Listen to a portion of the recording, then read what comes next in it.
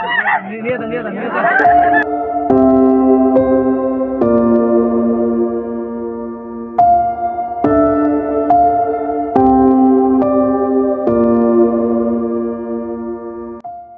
স্বামী সুপারি সেচতে লাগছিল, সুপারি সেচে সুপারি দিয়ে পান খাবে, খাওয়া দাওয়া শুবে।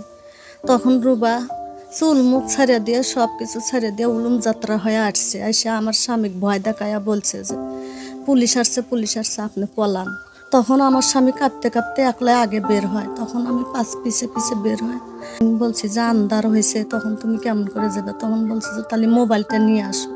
তখন আমি মোবাইল আনতে বলছি, মোবাইল আনতে যা দেখে আমার স্বামী নাই। মনে করছি মেয়ের বাসাত গেছে, হয়তো পালাইছে, কোনো জায়গায় তাকে পাইনি। আরো মেলা জায়গা দিয়ে খোঁজ নিছি, আত্মীয় স্বজনের বাড়িতে ফোন দিছি, তখনও খোঁজ পাইনি। পরেই আমার স্বামীর লাশ পাওয়া গেল। ওরা খালি বলছে ঘাটা দিয়ে আমার স্বামী ওইখানে গেছে, রাস্তা দিয়ে হাঁটছে। আমার স্বামী খালি বলছে যে কান কাটমু, চোখ তুলমু, শালার, এইসব করে খালি গাল পাড়ছে। স্বামী খুব কষ্ট দিছে। আমার স্বামীর হত্যাকারীরা আমি বিচার চাই।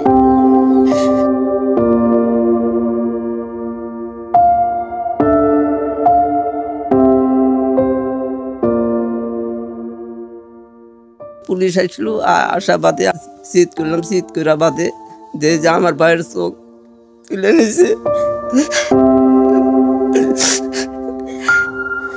আমার ভাইয়ে অনেকদিন আগে তখন ভয় দেখাইতো, এই নাজিমুদ্দি ভয় দেখাইতো, গাঁটা পাড় তোর দেখা হইলে পারি তোর কান কাটমু, তোর চোখ তুলমু, এরকম ভয় দেখাইতো।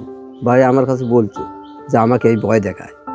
বৃহস্পতিবারের রাত্রে ভাই হারিয়ে গেল, সলফলতায় হারিয়া থানায় জিডি করছে।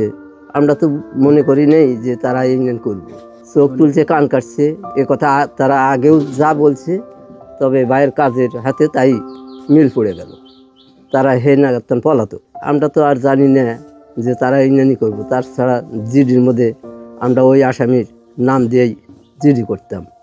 তো আপনাদের কাছে জানাই, আমার ভাই যারা হত্যা করছে তাদের নিজ বিচার বা তাগারে ফাঁসি চাই। আমার বাবাকে যারা এভাবে হত্যা করেছে তাদের উচিত বিচার চাই, ফাঁসি